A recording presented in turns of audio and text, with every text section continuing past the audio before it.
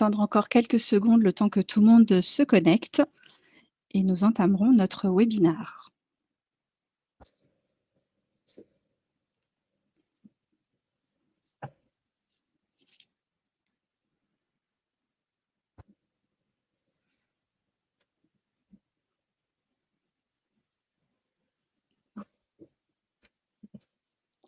Encore 2-3 secondes. Et nous démarrons. Donc bonjour à tous. Donc j'ai le plaisir de co-animer aujourd'hui avec ma collègue Ludivine ce webinaire. Nous allons aujourd'hui parler du feedback continu et en quoi ce dispositif est un pilier important pour l'expérience collaborateur et pour l'entreprise. J'ai le plaisir d'animer ce webinaire. Donc, je suis Olga Fauché, je suis responsable des équipes projets pour la société Talentia sur la partie HCM, Human Capital Management. Et je suis aujourd'hui accompagnée par Ludivine. Je te laisse te présenter. Bonjour à tous, Ludivine Carda, donc je suis consultante HCM chez Talentia Software. Donc aujourd'hui, nous allons vous parler donc de feedback continu. Pour information et sur les bonnes pratiques du webinaire, vous avez à droite de votre écran la possibilité de répondre à un sondage. Vous avez 3 questions. Je vous invite déjà à le découvrir, qu'il y a déjà une première question qui va permettre de confirmer l'introduction que nous allons faire. Et vous avez aussi la possibilité de, pendant tout ce webinaire, de venir poser vos questions. Donc, n'hésitez surtout pas à les poser. Nous prendrons le temps à la fin de notre webinaire de répondre à vos questions avec Ludivine. Les thèmes que nous allons aborder aujourd'hui, donc évidemment l'importance des feedbacks, les avantages de mettre en place un feedback régulier au sein de votre organisation, les bonnes pratiques pour donner un feedback. Qui dit bonne pratique dit qu'il y a potentiellement des obstacles. Donc, nous présenterons les principaux obstacles et comment les surmonter. Et évidemment, nous terminerons par la conclusion.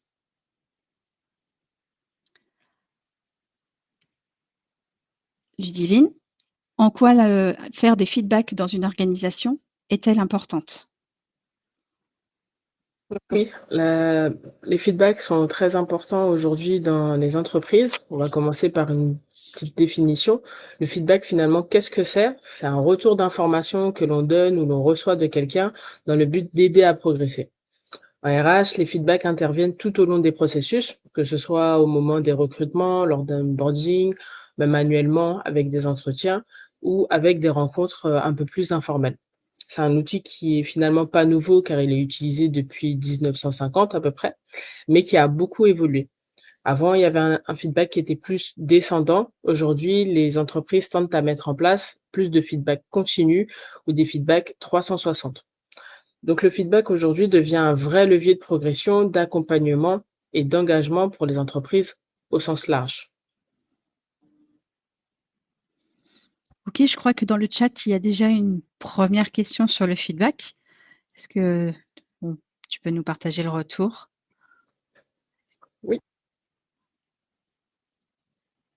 Alors, donc finalement, aujourd'hui pour vous, qu'est-ce que le feedback au travail? Donc on voit que pour la plupart d'entre vous, à 50%, un feedback, c'est un point régulier avec son manager. Donc c'est souvent ce qui est considéré un feedback dans une entreprise. Tout dépend de la culture de chaque entreprise. Un point régulier avec son manager peut faire partie des feedbacks, tout comme des points plus réguliers avec les services RH, par exemple. Donc, l'objectif du feedback est finalement d'avoir des échanges avec tous les membres de son entreprise, que ce soit son équipe, son manager ou même le service RH.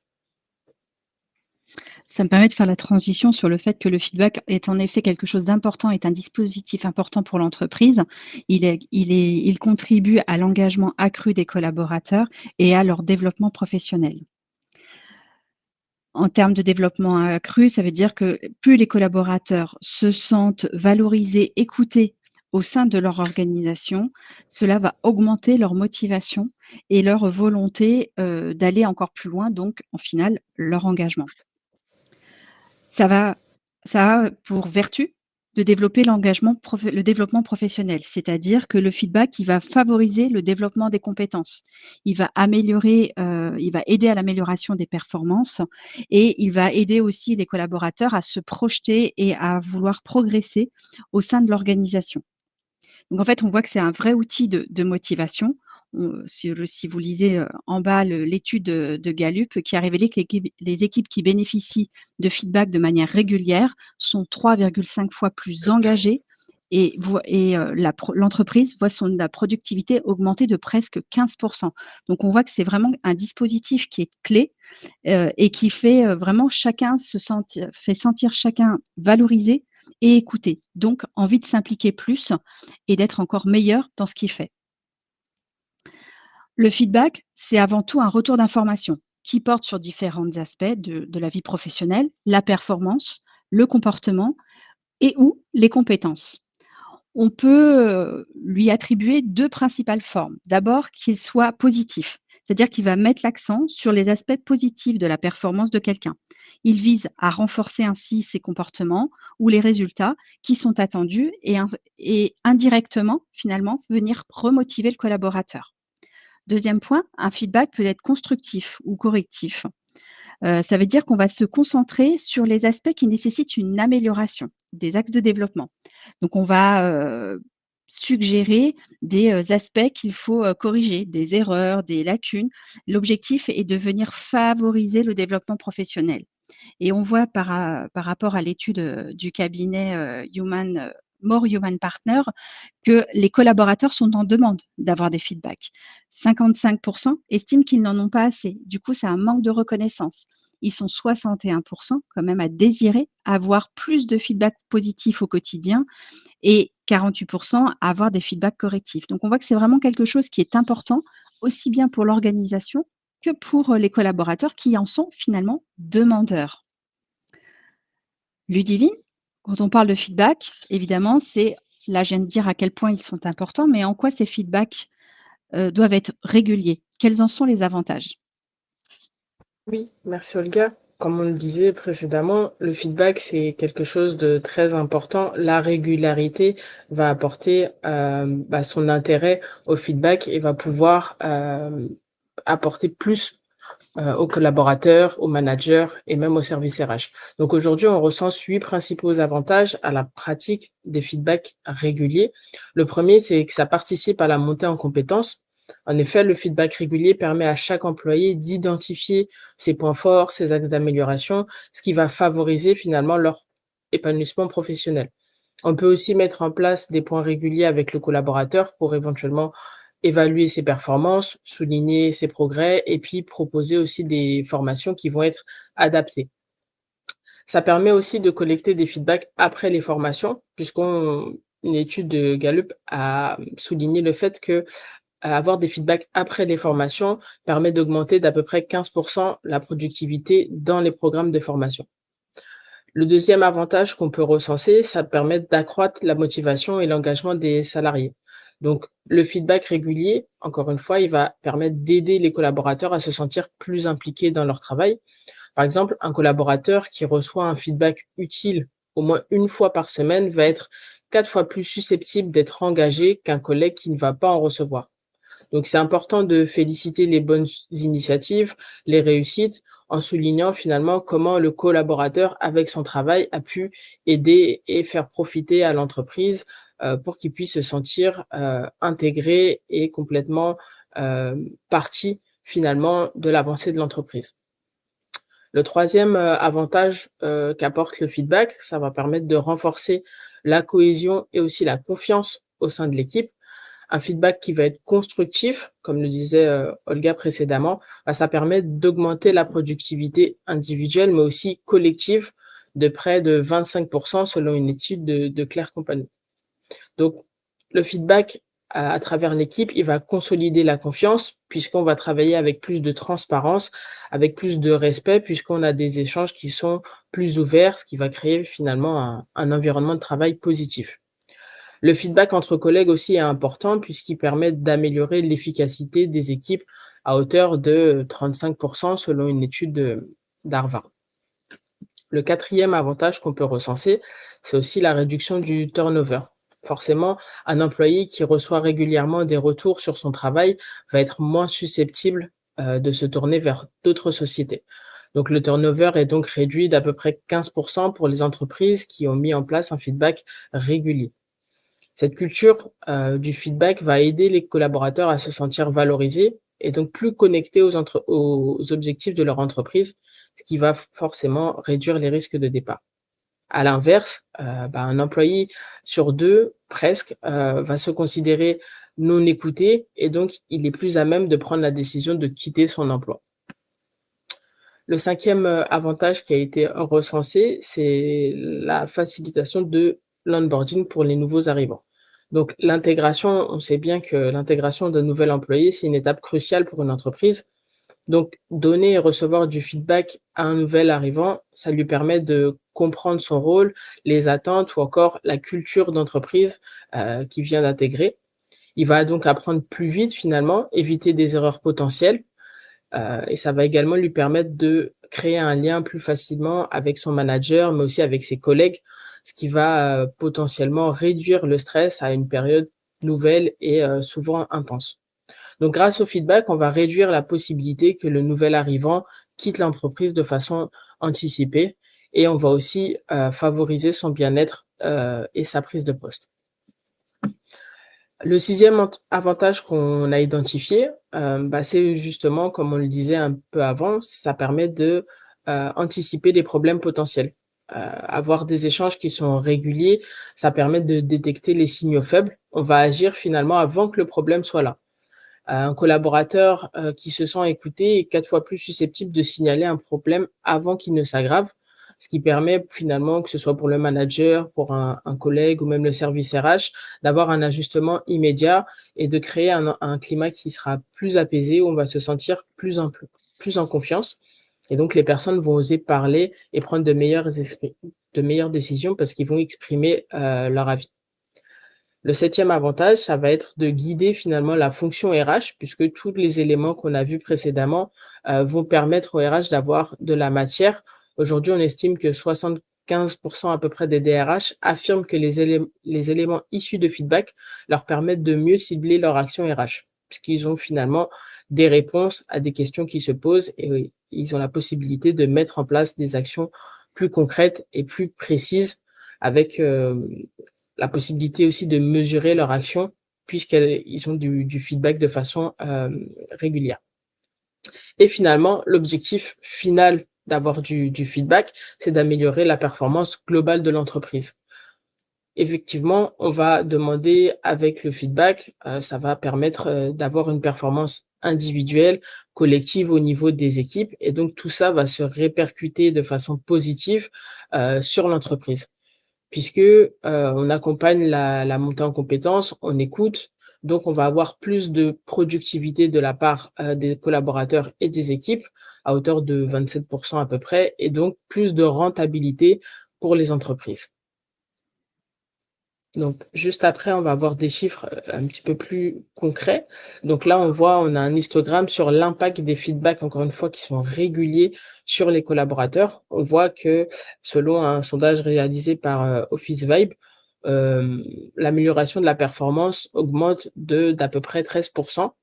On a aussi beaucoup plus de motivation et d'engagement de la part des collaborateurs à hauteur de plus de 80% et un développement professionnel de près de 40% puisque finalement, en étant écoutés, les collaborateurs sont mieux accompagnés par leur manager et par le service RH et l'entreprise au sens large.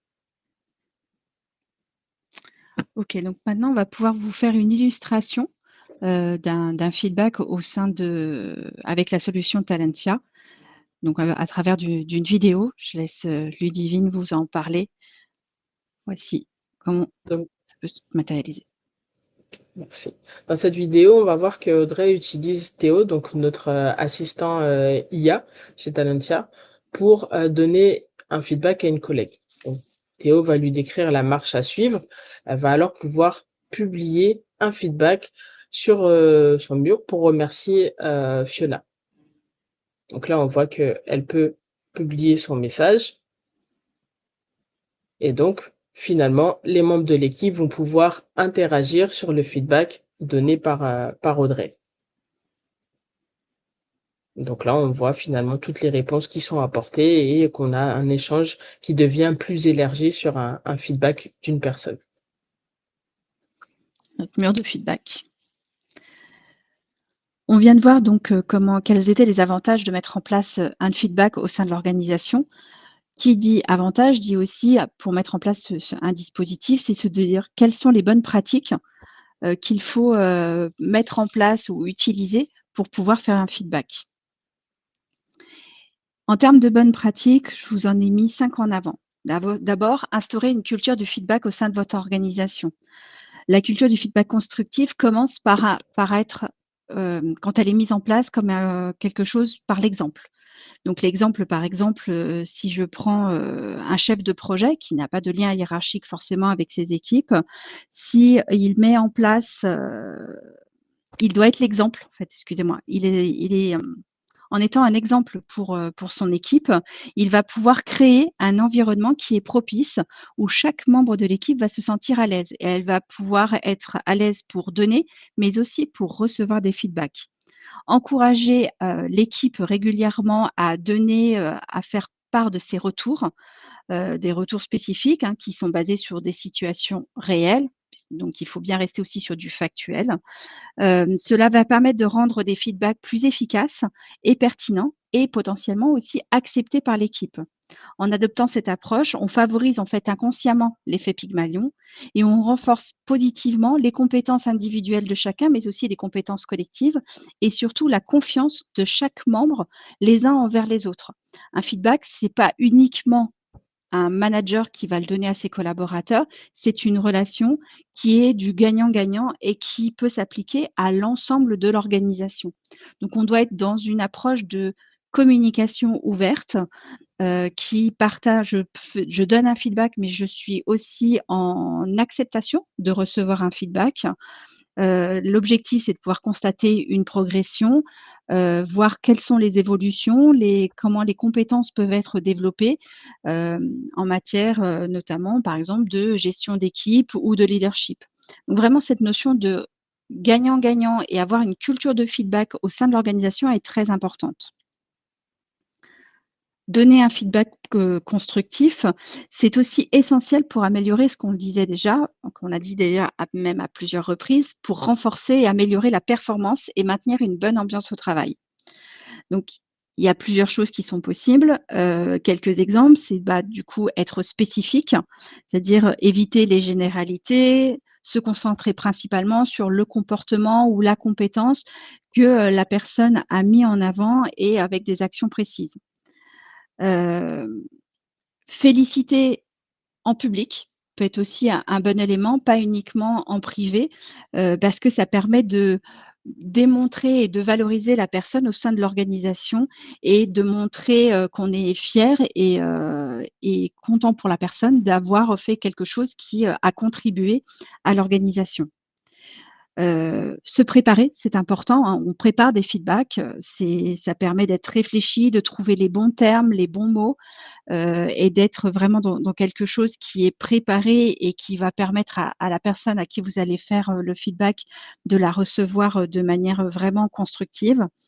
Encourager la communication comme je vous le disais, bilatéral, voilà, c'est pas juste, je donne un feedback et je n'attends rien en retour. C'est initier, ça permet aussi d'initier le dialogue, un échange, ça permet d'éviter le monologue et d'être sûr que voilà, c'est bien perçu, de pouvoir, creuser, et construire ensemble ce qui va pouvoir être fait après.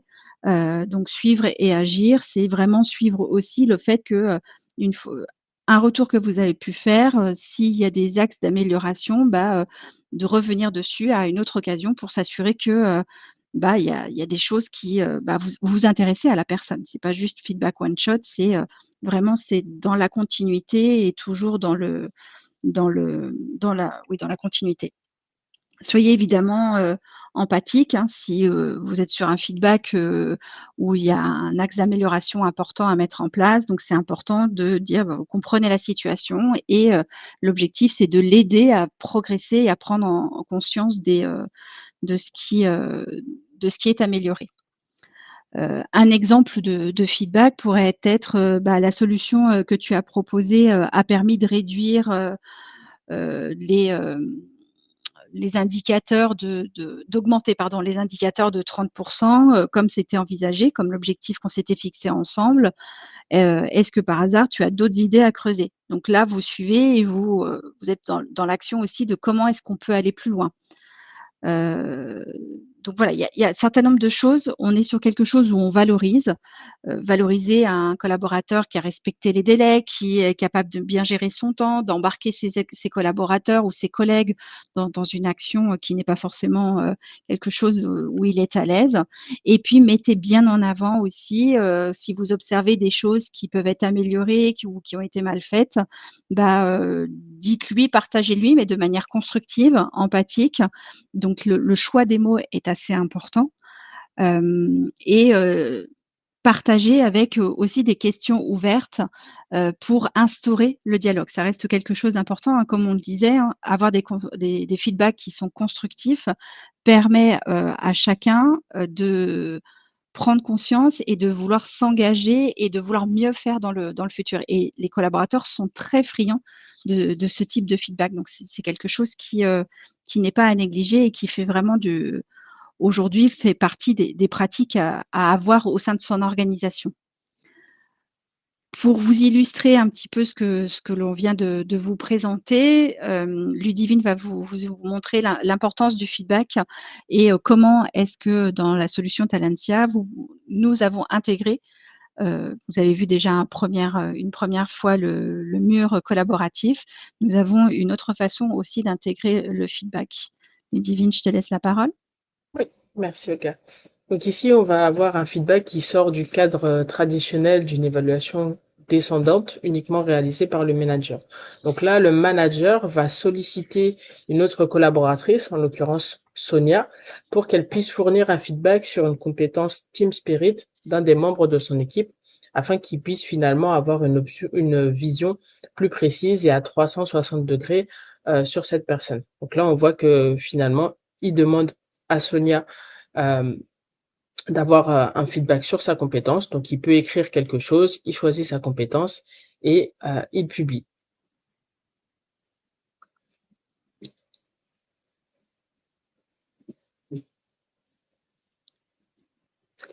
Et donc ensuite, on va voir finalement euh, le reste de l'action. Donc là, on est à la place de Sonia qui va répondre à la sollicitation pardon, de feedback du manager pour évaluer justement la compétence Team Spirit demandée par le manager. Donc là, elle a la possibilité de noter avec un système d'étoiles et puis d'ajouter un commentaire sur cette compétence avec ce qu'elle souhaite préciser.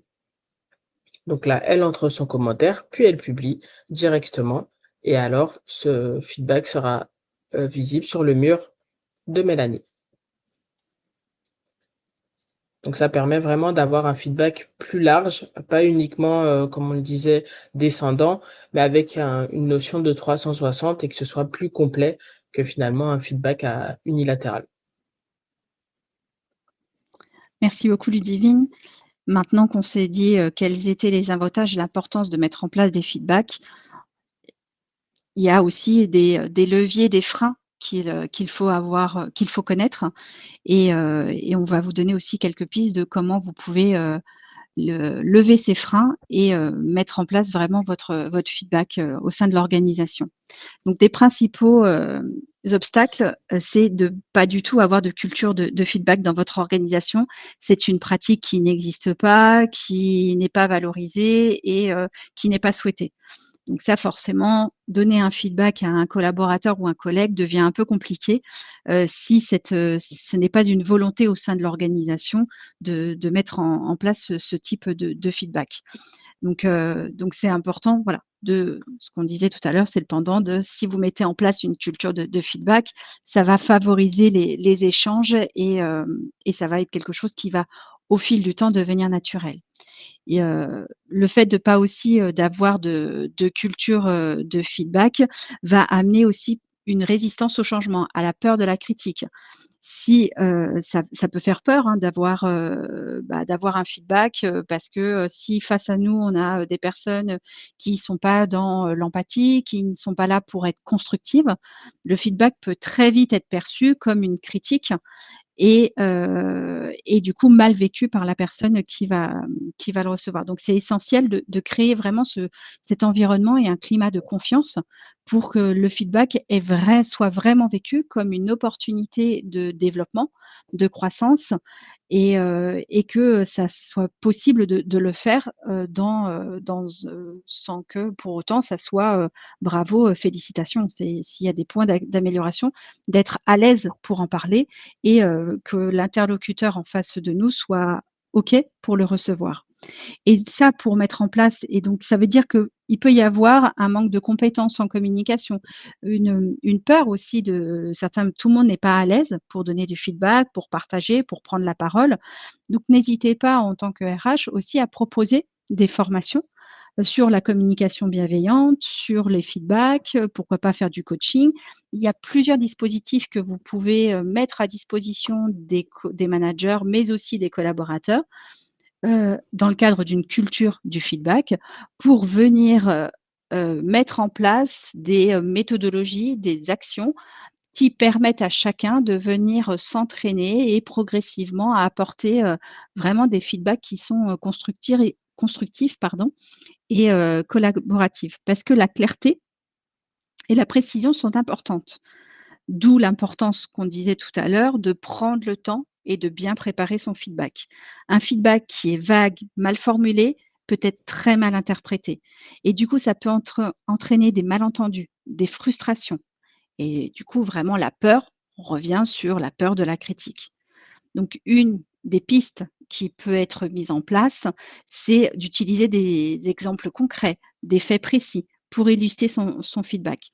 L'objectif, c'est vraiment de s'assurer aussi que son message est clair et il a bien été, reçu par son interlocuteur, d'où l'interaction dont on parlait tout à l'heure. Un feedback, c'est pas que dans un sens, c'est dans les 2 sens et on a besoin d'avoir une relation de gagnant, gagnant par rapport à ça. Donc ça veut dire qu'il faut se donner du temps.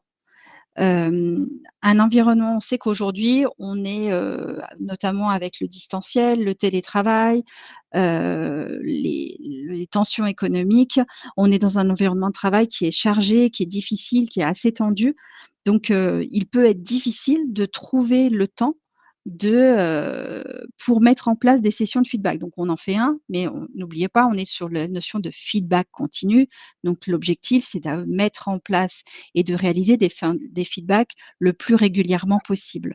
Donc c'est important d'intégrer dans son dispositif, dans son mode de fonctionnement, donc là je m'adresse peut-être plus aux managers, de mettre en place des routines qui soient, quotidiennes, hebdomadaires, dans lesquelles vous allez, donner du feedback et vous préparer à concevoir ces feedbacks.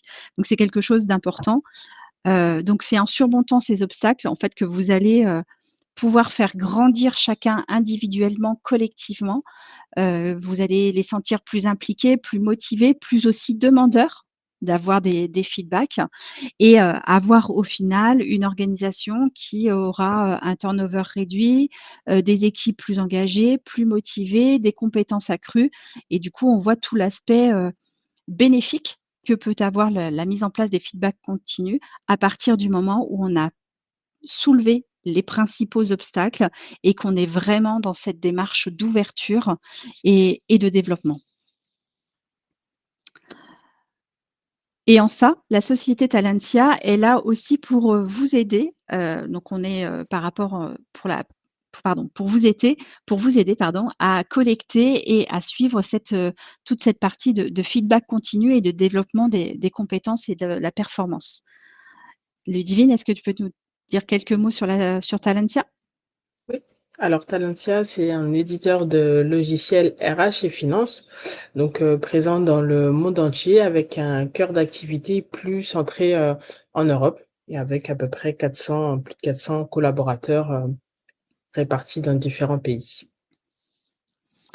Donc on a plusieurs, logiciels, dont celui de la RH, donc sur ce qu'on appelle Talentia HCM, Human Capital Management. Donc c'est tout ce qui tourne autour du recrutement, sur la fidélisation, comment intégrer ses collaborateurs, comment développer leurs compétences et leurs connaissances au travers de la formation, entre autres, voire des people reviews et comment récompenser et retenir les collaborateurs. Donc la solution Talentia intègre toute cette partie de développement et d'accompagnement des compétences et du potentiel de vos équipes au sein de votre organisation. Exactement, comme l'a présenté Olga juste sur la slide d'avant. Donc Talentia HM, c'est finalement tout l'aspect RH. C'est une solution modulaire basée sur un socle, donc le corps RH qu'on voit au milieu de cette image, qui va permettre de répondre aux besoins RH à travers différents modules. Pour conclure notre webinaire, on vous a mis une citation, la citation de Ken Blanchard, connu pour toute la partie leadership situationnel, entre autres, qui a écrit que le feedback, c'est le petit déjeuner des champions.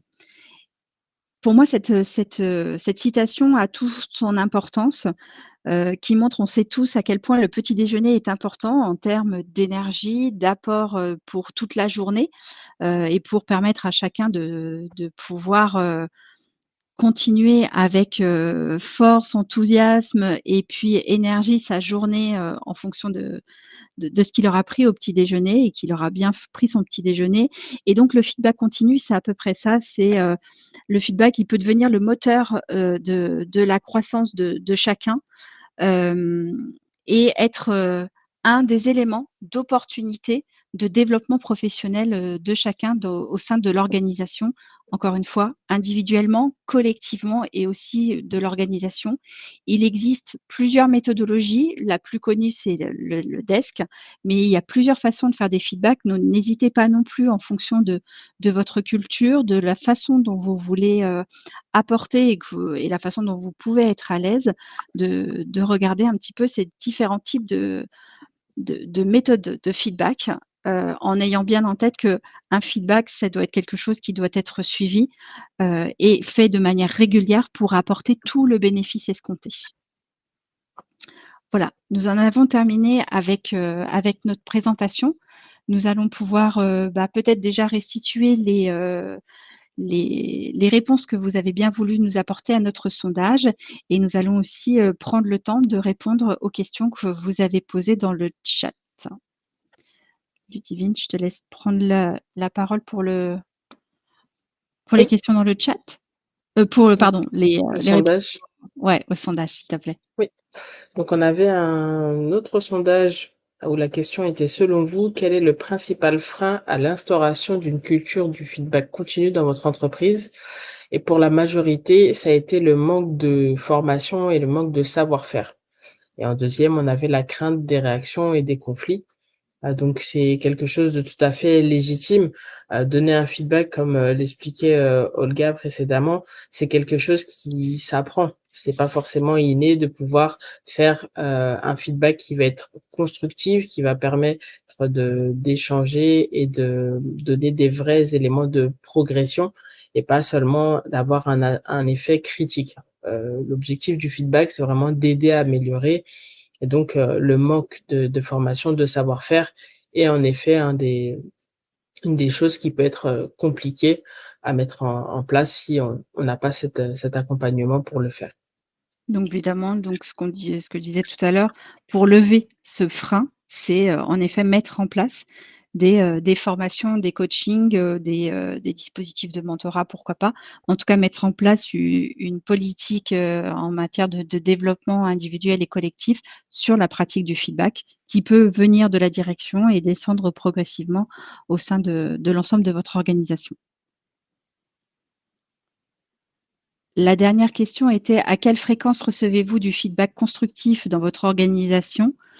Donc on voit que la majorité, c'est 1 fois par an lors de l'entretien annuel d'évaluation.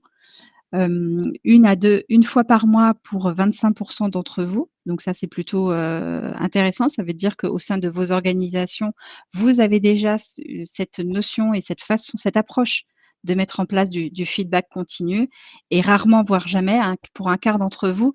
Donc là, on voit que c'est, malheureusement une pratique qui n'est pas encore, mise en place. Peut-être l'occasion, à la sortie de ce webinaire d'y réfléchir et de voir, tout ce que ça peut vous apporter, comme je vous le disais, hein, individuellement et collectivement. Encore une fois, je pense que si vous vous prenez à titre individuel, obtenir des feedbacks est quelque chose qui peut être intéressant, qui est peut-être vous en attendez. Donc c'est peut-être l'occasion de prendre cette partie-là et d'essayer de mettre en place des feedbacks et pourquoi pas aussi d'en demander, hein, puisque un feedback aussi peut être demandé par la personne elle-même parce qu'elle sent le besoin et a la volonté de progresser. Merci beaucoup pour ces réponses au sondage. On va passer aux questions. Nous avons une question de Anne-Sophie qui nous demande: comment assurer le suivi des actions de développement dans la solution? Alors dans la solution, vous avez la possibilité en effet de, mettre en place dans le cadre du feedback, derrière de mettre en place des plans d'action avec notre module Talent Management et ce qui permet de venir tracer et pourquoi pas venir, vous assurer qu'il y a des choses qui sont faites si vous voulez traquer les différentes actions. Donc il y a plusieurs types d'actions, hein. Il y a la partie, via le module talent, on a une partie sur un questionnaire aussi, donc ça peut être aussi l'occasion à un moment donné de faire un point sur qu'est-ce qui a été mis en place, ce qui a fonctionné, ce qui n'a pas fonctionné. Il y a plusieurs possibilités au sein de la solution, c'est toute la richesse de celle-ci, pour pouvoir, faire en sorte que, les feedbacks que vous récoltez, avec potentiellement des objectifs particuliers, par exemple si on prend, sur la partie compétences, de pouvoir derrière, mesurer et mettre en place les plans d'action et de s'assurer qu'ils sont suivis et pourquoi pas évaluer à la fin la valeur ajoutée et pouvoir le mesurer avec différents métriques. Je regarde s'il y a d'autres questions dans le chat. A priori, on voit pas d'autres. et ben, écoutez, on va s'arrêter là pour aujourd'hui. On tenait à vous remercier, Ludivine et moi, pour votre attention. Nous espérons que nous avons, suscité en vous l'intérêt de mettre en place des feedbacks continus au sein de votre organisation, d'aller peut-être plus loin dans cette réflexion-là. Et puis surtout, n'hésitez pas à partager et à creuser cette initiative si, c'est quelque chose qui peut vous intéresser. Les équipes Talentia, sont à votre disposition. Vous aurez, du fait d'avoir participé à ce webinaire, notre présentation qui vous sera transmise ainsi que le replay.